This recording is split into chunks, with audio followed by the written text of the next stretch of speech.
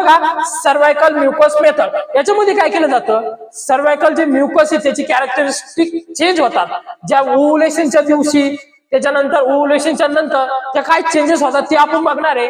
त्याच्यानंतर त्याच्यात बघा ऍट ओव्हुलेशन काय होतं व त्याला दुसरं नाव काय, बिलिंग आणि ओव्हुलेशन मेथड. त्याच्यानंतर बघा ऍट ओव्हुलेशनला काय होतं, वॉटरी, क्लिअर, स्मूथ आणि स्लिपरी प्रोफ्यूज म्युकस होतं. म्हणजे वॉटरी आणि क्लिअर म्हणजे वॉटर सारखं कानातून म्युकस राहतं साहेब, सर्वायकल म्युकस. त्याच्या हे ओव्हुलेशनच्या टाइमला राहतं. आणि आफ्टर ओव्हुलेशन काय होतं, ती जास्त थिक बनतं हे आफ्टर ओव्हुलेशन मध्ये.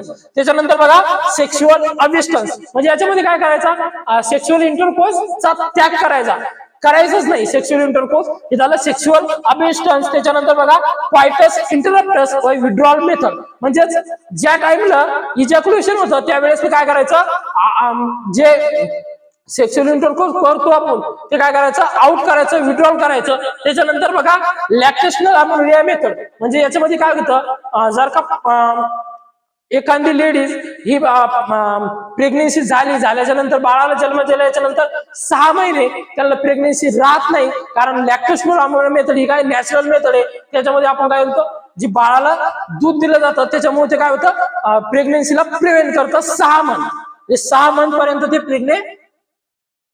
प्रिव्हेंट करण्याचं काम करतं. अशा प्रकारे आपण नॅचरल मेथड बघितलेलं आहे, ते तुम्हाला समजलं.